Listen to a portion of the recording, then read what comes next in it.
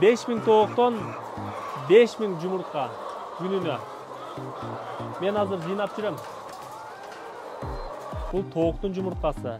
2 жумурткасы 106 грамм чыгып атат. Ал эми бир эле жумурткасы 101 грамм чыгып атат.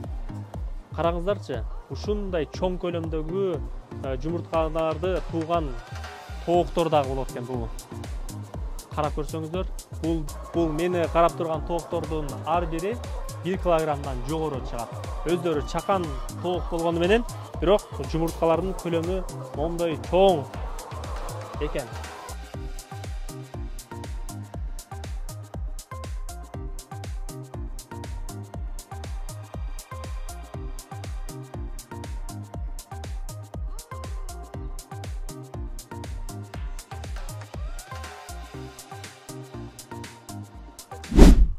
Саламатсызбы, сиз Адыл Акжолду YouTube каналын көрүп жатасыз. Кызматыңыздарда мен Адыл Акжолмун.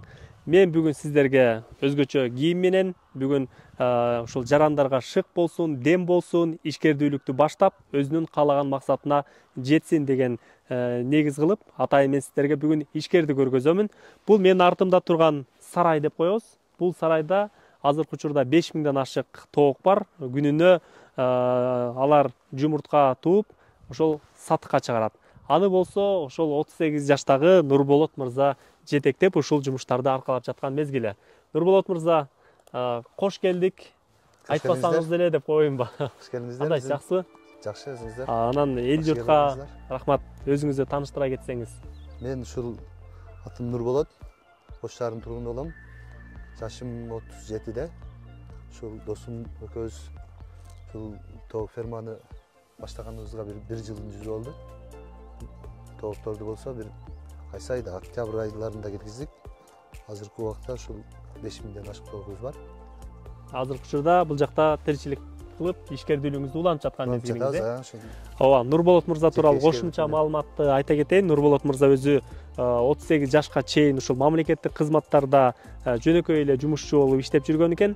38 жашка келгенден кийин өзүнүн жеке ишкердүүлүгүн баштап, мынтип тоолордун ошол адырдын арасында бир жакшы мында тооктон дагы эме жит чыгат да, ооба чыгат. Ошол жит келбей турган, эч кимге тоскоолдук болбой турган бир адырга сарай кылып, өзүнчө ишмердүүлүгүн баштаптыр. Анда мен сиз ичине кирип, тааныштырып, көрөлүк. Бул жерде айтып өтсөм, чоочун адамдардын эч кимди киргизе бербейбиз. Бул жерде 2 жумушчу иштейт, өзүбүз дагы кошо жардам берип чогуу иштейбиз. Анан башка адамдар киргенге болбойт. Просто азыр сиздерге тааныштырып көргөзүп берейин. Ал жерден колдорду отработка кылып туруп, бул антисептик, антисептик. Ар жерде ар жактарга барып келгенбиз да, ошон үчүн мына жерде дагы хлор менен тузду тазалап туруп, анан кийин киребиз. Бул тузду тазалап, хлор менен. Ар кандай канаттуулар бар жерден, ар жерден келгенибиз үчүн вирус кошо кирбеш керек да бул жергечи. Анан фермабыз ушул. Бул кандай породадагы тооктор? Анан каяктан алып келгенсиздер бул тоокторду? Бул тооктордун породасы аты Ломан Сенди болуп аталат. Бул азыр Кыргызстанда эң көбөйүп ушул породага өтүп жатышат. Себеби жумуртка берүүсү абдан жакшы. Буну биз Өзбекстандан алып келгенбиз, чөчөсүндө. Буну өзүбүз чоңойтуп, ушинтип азыр жумуртка берип жүрөт. 3-4 ай болуп калды жумуртка баштаганымдачы. Негизи буларга короз кошулбай өздөрүнчө камайт экенсиздер да. Ошондо тооктор корозу жок эле тукум туй береби же, кандай болот? Ооба, булар породасы ошондой. Жумуртка багытындагы тооктор эч кандай корозу жок эле жумуртка туй беришет. Эгерде бул тоокторду бастырса болобу, анан бул инкубатордун чөжөлөрү мындай жумурткалары чыкпай деп калышат эле. Бул эми инкубатордон чыкканда буларчы. Бул тооктон чөжө чыгабы жумурткадан? Атайын айтып өттүм мен азыр. Мына ушул сеткабыз. Ушундай инкубаторга жумуртка ала турган сетка да. Буга короз кошуп коюп туруп, жумурткасын алып, бастырып чыгарса болот. Бирок өзүнүн корозун кошуп койгон учурда дагы өзүндөй порода ала албайсың да. Себеби булар илимпоздор мындай ойлоп чыгышып, буну атайын неме кылып чыгышат да. tukum jumurtka багытында кылышыпчы. Жумуртка багытында. Азыр биз бул жерге корозду кошуп туруп жумурткаларын алып бастырып атсак болот, чыгат. Бирок жумуртканы булар чалып бербейт. Күнүгө канча жумуртка жыйналат эми? Күнүнө 5000 жумуртка жыйналат. Биз ушул саат күнүнө буларды эрте менен саат 6-да 7-де жем беребиз, турганда эле светтерди жандырып туруп. Ал жем берип эле бул жерден чыгып кетиш керек да. Себеби 12-1ге чейин булар жумуртка тушат. Ал ошол убакта эч ким ишарат этпеш керек буларгачы. Мындан көпчүлүк маалыматтарда мен айрым адамдардан угуп калам да. Ушул бир күндө 24 саат боло турган болсо, ушул тооктор күнүнө 2 жумуртка алынат депчи. 6 саатын караңгы, 6 саатын жарык кылып, ошондо буларга тоокторго бир күндү 12 саат кылып коет. Ошентип бир күндө 2 жумуртка алат деп. Ушул канчалык деңгээлде реалдуу же мифпи? Жөн эле миф. Просто бул жумуртканын тооктун ичинде даяр болушу өзү 25-26 саат убакыт кетет да. Ошону андай 6 саат өчүрүп коюп, анан 6 саат жандырып коюп деген ал миф, ал андай болушу мүмкүн эмес. Айтып кетсеңиз, ушул жерденчи мына тоок бизнесин ийгиликтүү өркүндөтүп, мындан жакшы акча каражаттарын таап пайдага чыкса болобу? Азыркы учурда чыкса болот. Биз да ушул азыркы учурда эми Кыргызстанда жумуртка менен Кыргызстандын өзүн өзү камсыз кылып 100%дан ашып бүттү. Ошондуктан азыр көрүп атсаңыздар керек, жумуртка да арзан болуп кетет. Себеби көбөйдү да бул жерде. Бардык адамдар тоок фермаларды кылышып көбөйүп, азыркы учурда ошондуктан жумуртка арзан болуп кетет. Жумуртка арзан болуп турат, ишти кылып пайда көрсө болот өзү негизинен. Негизи сиздер ушу 5000ден ашык чөжөнү алып келтирип, азыр тукумга киргизиптер да. Ушул жалпы ушул ишкананы ачыш үчүн канча акча каражаты кетти? Болжолду да мындай. Бул көп нерсесин биз өзүбүз аткардык да, өзүбүз кылган үчүн бизде ушу сеткаларга, тоокторго, ушу тоокторду жумурткага киргизгенге чейинки расходторубуз $100,000 тегерегинде кетти. Расход бунун мээнети аябай чоң да. Аябай көп мээнет кылыш керек, анан каражаты да көп таратылат. Анан адамдар айта бериши мүмкүн, оңой эле анан мынча тапса болот экен, андай бирок көп мээнеттин артынан келе турган жумуш да. Түшүктүү жумуш, Түшүктүү. Бирок азыркы учурда эмгегиңиз акталып жакшы эле болуп атабы 1 жылдын аралыгында? Азыр биз 1 жыл бул жерде келгенибизге 1 жыл болду да. Ол жерде башкадан куруп, сеткаларды куруп, анан тоокторду киргизгенибизге эми 4-5 ай болду.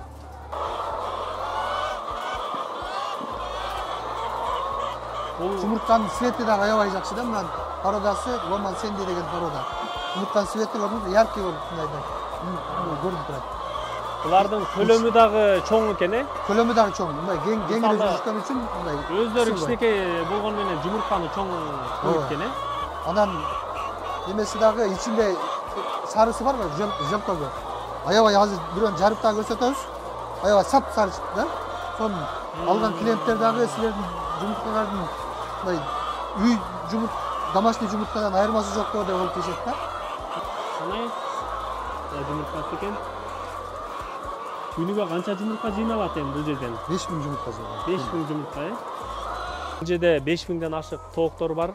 Ошол 5000ден ашык тооктор күнүнө 5000ден жумуртка берет деп атасыз, Ошо 5000ден жумуртка бере турган болсо, буларды өткөрүү жолдору кандай болуп атат? Өтпөй калбайбы? Ошол жагын айтып кетсеңиз. Жумуртканын бизде сапаты аябай жакшы болгондуктан биз өзүбүз клиенттерибиз бар. Магазиндерге өзүбүз жеткизип беребиз. Анан жеткизе уже бир жылда көбөйө баштаганда, анан оптум алып кеткен балдар бар. Ошолор алып кетишет. Бул жерде жумуртка сакталбайт.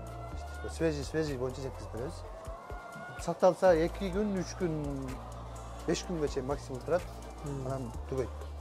Бардык сатылып жок, мындай сатылып бүтөт да, калбайт. Ооба, бул жерде чоң көлөмдөгү, анан кичинекей көлөмдөгү ар кандай жумурткалар бар экен да. Буларды бардыгын эле бир жыйнап сатасыздарбы же бөлөсүздарбы? Кандай болот? Буларды 2 түргө бөлөбүз. Мына жерден ар бирин жумуртканы терип келгенден кийин ар бирин таразага коюп, мисалы канча чыкты? 71 грамм чыкты. Бул 65 граммдан жогорусу уже S отборный деген жумуртка да. Булар нол жумурткалар. могул жака кошулат. Бул тандалган жумурткалар, бул Тандалган, отборный, тандалган. Анан дагы кичирээктери. Чоң жумуртка экен мына. Бул дагы ошондой основной ушундай чоң жумурткалар чыгат да. Тооктордун породасына жараша. Нолор мисалы S1 деп булар бөлүнөт. Булар основной ошол магазиндер азыр эң неме кеткен жумуртка ушул эң көп ушул чыгат. Бул жумуртка. Анан чоң жумурткалар болсо булар основной буну кондитерский иштеткендер ушулар ушундай жумуртка колдонушат. Себеби буда ак жумуртканын белогу барбы? Кондитерскийлер ошондой көп колдонушат да, баягы жумуртканын агын белогун. Будан көп чыгат да ушундай. Ошон үчүн отборный жумуртканы ошолор көбүрөөк иштетишет. Жумуртканын сапатын кантип билүү керек? Мындай көрүнүшүнөн билине алабы? Жакшы сапаттагы жумурткабы же кандай болот ал? Мындай көрүнүшүнөн Сиз мисалы жакшы сапаттагы жумурткаларды атасыз, ошонун жакшы сапатта экендигин кантип далилдесек болот? Көрүппү, түсүнөнбү, өңүнөнбү, кандай болот? Эми свежий жумуртканы билсең болот, ушул көрүнүшүнөн эле мындай яркий болуп мындай көрүнүп турат да, анан эме болгон менен убакыт өтүшү менен сырты уже өзгөрө баштайт. Анан мындай болуп, мына тургандар, булар күн өткөн сайын уже башкача болуп түсүн өзгөртө баштайт. Отходтору каяка кетет тооктон чыккан? Отходтору азыр могул жерден көрсөтүп берейин. Түшкөндө автоматтык түрдө сүрүп, апарып ортого түшүрөт. Ортодон лента менен аркага чыгып кетет. Аны биз тазалап, немелип отурбайбыз. Мына жерде байкап атсаңыздар керек, жыт да канчалык жок эмес. Себеби күнүнө 2 жолу тазалап турабыз да. Мынаданбы? Бодон түшкөн жерден муну басабыз, кетет. Ушу менен сүрүп апарып туруп ортого төгөт. Мына өзү өчүп калат. Кетет, өзү ошо ортого апарып төгүп туруп, ортодо лента бар. Ошол сыртка алып чыгып, сыртка төгөт.